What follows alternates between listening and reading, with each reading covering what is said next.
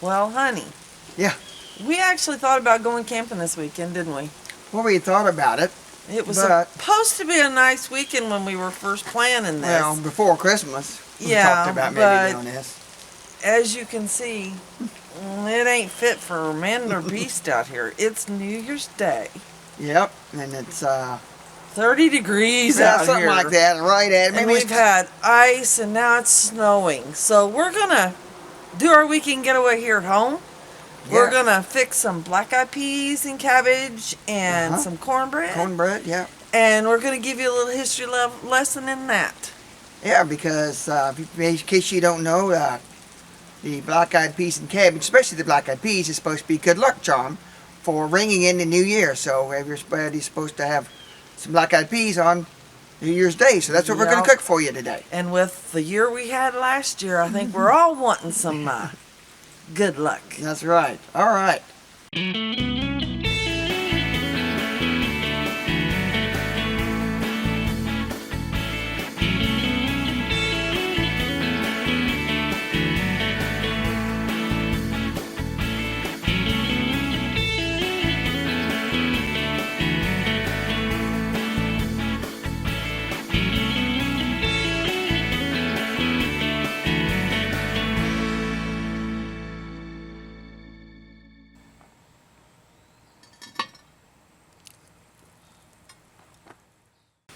Well, honey, it's starting to snow again.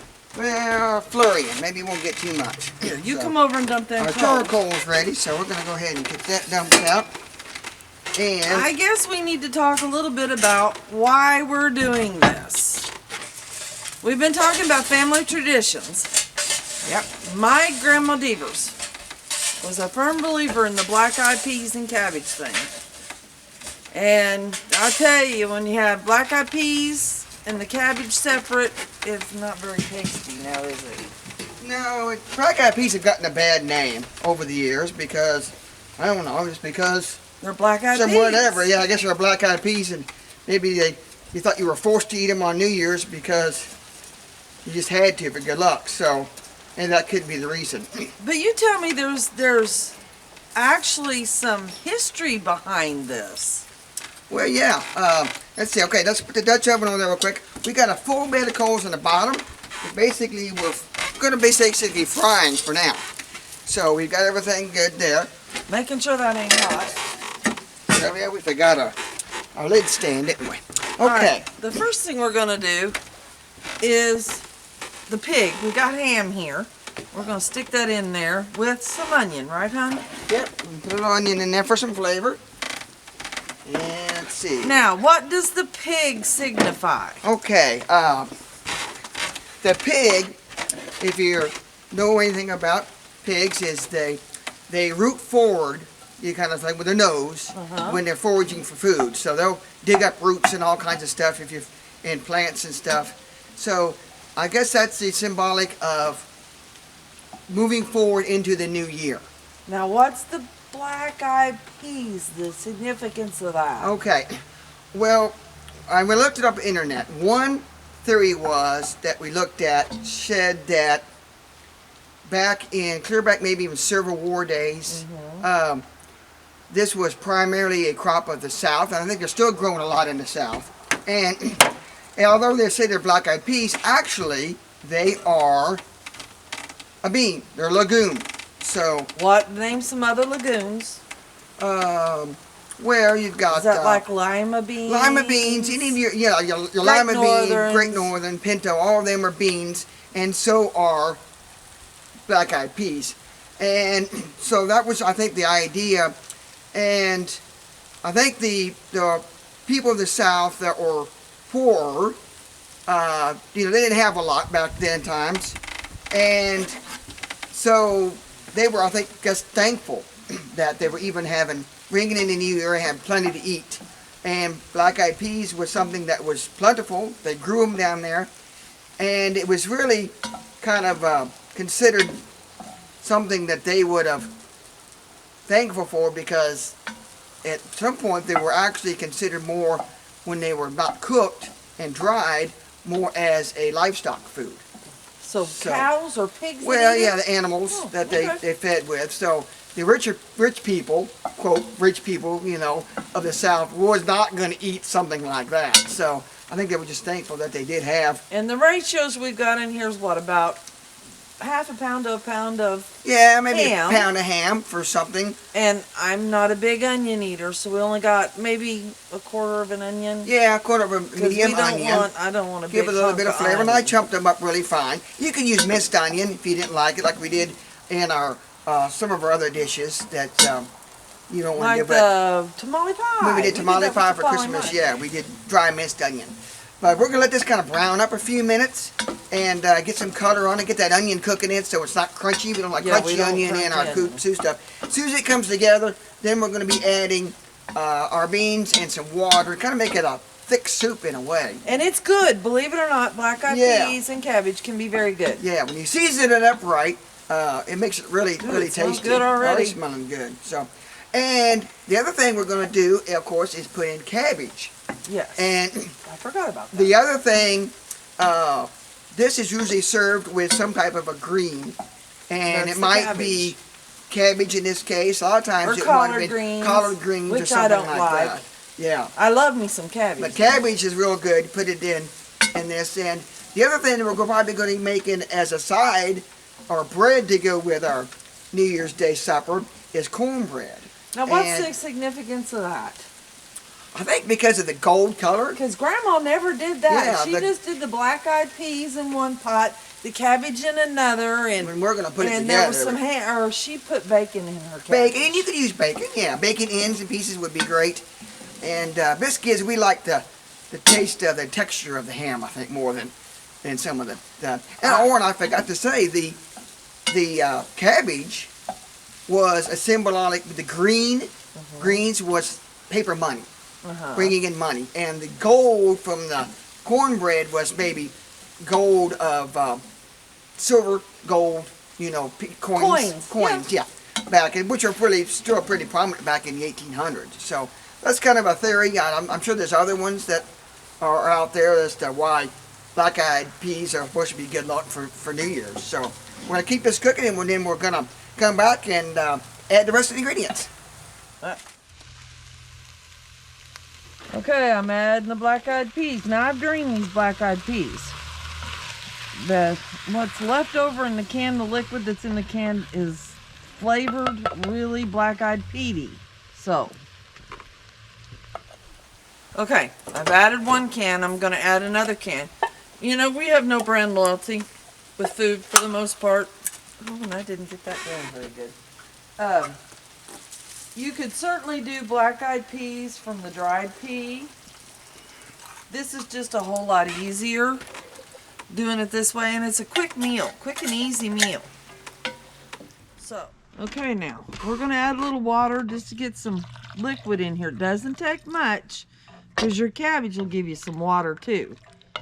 So, we're going to put the lid on this and let it cook for a minute before we put our cabbage in. Okay, one thing about this is you don't want to let it go too long because the beans could get stuck on the bottom. So we're gonna heat it up, cooking pretty good, doesn't it? Yeah, it looks good. It still smells good. But now we're gonna add the cabbage. Now I don't know about you, but I really get tired of cutting cabbage up. There's a whole head of cabbage. So we're gonna use coleslaw mix. That's our secret ingredient. And we're just going to put it right in there. Well, if I can get it open.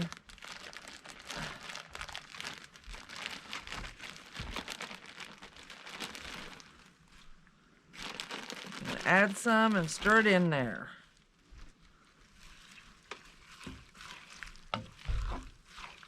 Now you don't want this too soupy, because then it kind of, them beans kind of really flavor. Well, you can always add more water, can't you? Yes, you can. Just give it some, yeah, because that cabbage, the water will come out of that cabbage, and like you said earlier, and give it a fair amount more. Now, I know this looks like a lot, and yes, we make the kids eat this too. They have to at least eat a cabbage and a black-eyed pea. Now, it's not going to take this long to cook. This is a quick and easy meal. So, we're going to put the lid back on. Let it cook.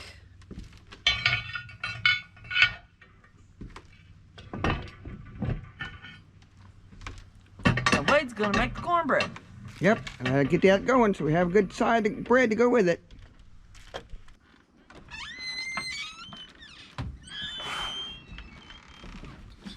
So now what you fixing?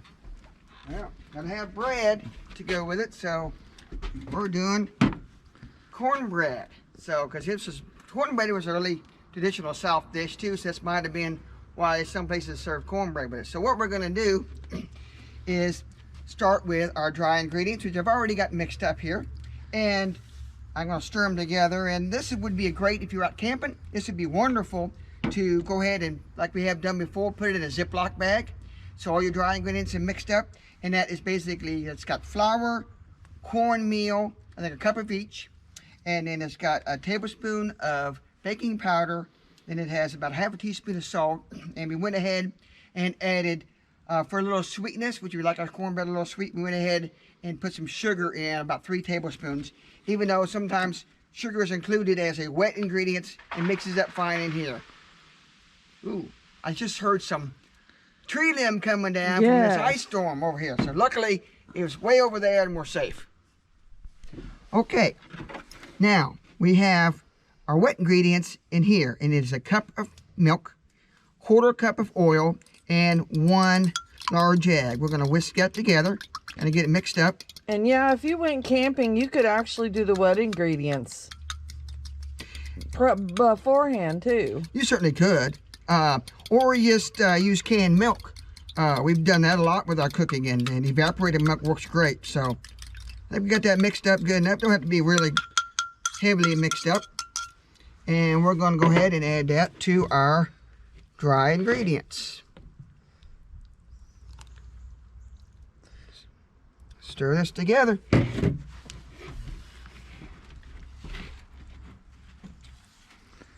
Boy, there's an awful lot of ash, or is that snowflakes? Snowflakes and some ash both, I think. I tell you, we really gonna miss going out camping. Well, cold weather is one thing. Trying to go camping, which we're going to probably try to do this winter, but when it's icy, slick roads possible, that's not a smart idea. So. Well, and you remember your dad and Shirley going to Corpus Christi that one year, and they left on Christmas Day or something like that, and got stuck down in Springfield, wasn't it? No, they were down in Oklahoma and got stuck in an ice storm for about 2 days. Okay, so that's what it looks like when we get done. It's ready to go. Now, if you come over here by the charcoal, I am going to go ahead and put this little wire rack on top. And then we probably need to give our black-eyed peas and cabbage a stir too. Okay, we'll do that. And let me see here. Let me grab this. Right here, we'll see what it's looking like. Looking good. You think we need to add a little bit more water? Nope. Like it that way? Yep. Alrighty. I think it's good. And water is to your own preference. Yeah. Because we don't like it real soupy. So. Alrighty. Now. Alright. I'll be right back. And I'm going to go get the other Dutch oven for the cornbread. Alright. The reason I put the rack on top is we have 1/3 of a cup of real butter, salted butter. Not no margarine here. We're talking real Gotta have real butter for cornbread. And we're going to set that on top carefully so don't dump it. And there we go. And we're going to get that butter heated up. And we'll just leave the lid off. Put it over here real quick on top of this. So that you can watch that butter, because we want to get it good and hot. We don't want it to burn though. As soon as that gets hot, by then our charcoal is probably going to be ready. And then we can add our cornbread in there, and we're going to go ahead and add charcoal on the top and bottom and get it baking. All right.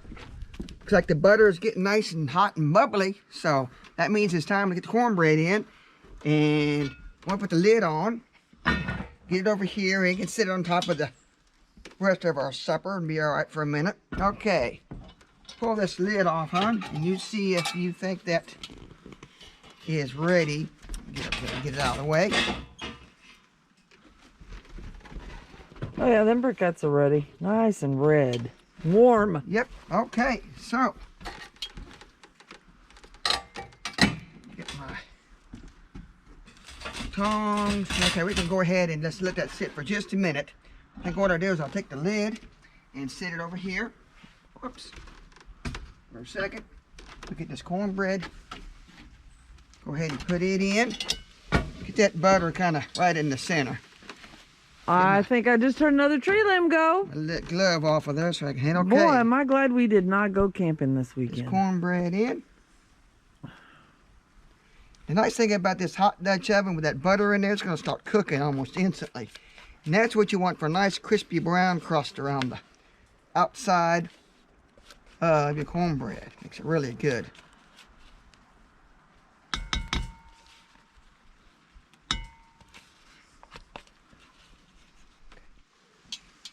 All right. Get this. Well, one thing with it being this wet, you don't have to worry about the sparks we're seeing. Probably not. I'm probably not going to burn too much. Everything's pretty wet. Got a charcoal dumped out.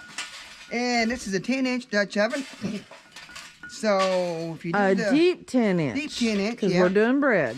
It's a 5-quart. A shallow 10 would actually be about a 4-quart. So, and that's the same size we're using on the other. So we're going to do the same ratio that we would do. We doubled our 10-inch to get 20. That'll give us about 325. We added about 2 more for each 25-degree temperature we want to increase. So we got about 24 charcoal to get us about 350, about 375. So we're going to put about 1/3 on the bottom, which would be about 8 if you do the math right. And then the rest we're going to put in a checkerboard style on top.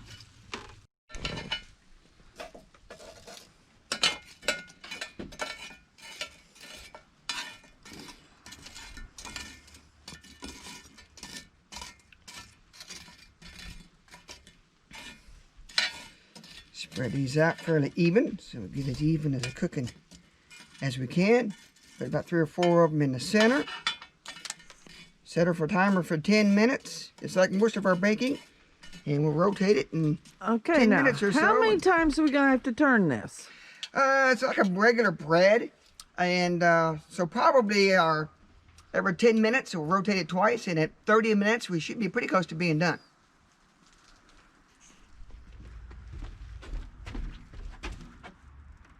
All right, it's been 10 minutes. So, like we always do when we're baking, we're going to take our Dutch oven, raise it up, turn it 1/3 of a turn one direction, and get our lid lifter and turn it 1/3 of a turn the opposite direction. And since we don't have to take the lid off yet, we know it's not done. We're not going to take it off, leave all that heat inside so it can keep on cooking. 10 more minutes, we'll come back and check it again.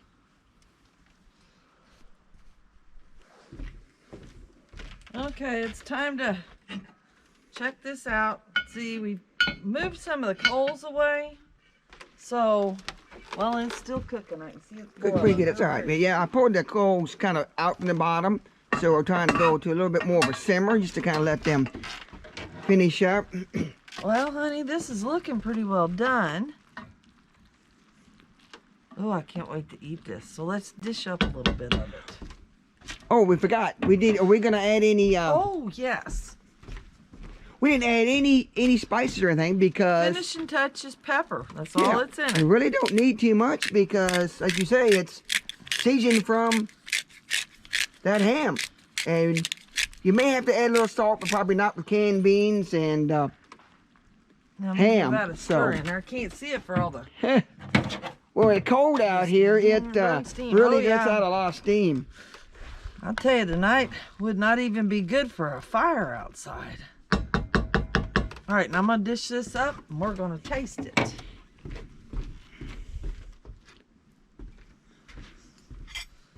Our cornbread is still cooking, so... Yeah, it's got about 10 more minutes. Make sure we get this so you can see it. before the sunlight goes away. Sure, it's probably about done anyway. It's been simmering for probably about 30 minutes, so. That looks good. I'm coming to you, dear. Let's turn this around. Okay. I guess I'll be the... You be the guinea pig? I'll be the guinea pig. You cooked it. You get to taste it first. I'll tell you, I'm not a big bean eater, as you know, but I like this. Yeah, I think the key is a good ham that you like really makes it worth its. Okay, feed me. Let me try it. All right. Got hot. Yeah, but it's good. It's yummy. So, if you normally think you're not going to like black-eyed peas, try this recipe. Yeah, this recipe is good. We never did like them. We didn't think we liked them until you came and started cooking them for us about 20-some years ago on New Year's. Your brother Brian says the first time I fixed them, boy, them are damn good. Yeah, them are good. I don't think I like that, but I like that. So, all right, get our cornbread done, and then we'll give you some samples of that. Well, that about does it for this weekend getaway. Our family traditions. Family favorites. We don't know how many more of these we're going to do, but if you like this video, please like, subscribe, and share. And if you give us a comment or two on what your family traditions are. Yeah, for the New Year's. So hopefully next time we'll be able to get you something. Go camping. Get you something from a camping trip. If not, we'll come up with another, maybe some comfort food for the winter time. So we can give you some ideas of something that we like to do when it's cold weather. So, and we might get, it's getting kind of dark, so we apologize if the footage is getting a little rough, because bad thing about wintertime is it's usually getting dark before it's time to eat supper. Especially when it's snowing. Yeah, and cloudy. So, hope you enjoyed this video. Well, honey, you think we ought to check this? It is time. It's been 30 minutes. Let's take the lid off. Ooh, I smell it. Yeah, I think it's probably getting about done. Let's see. Oh yeah, it's starting to brown. Looks like it's coming away from the edges a little bit. I think this cornbread is done. All right, we can take her inside and get this supper ready to eat. And now, a view of the final product.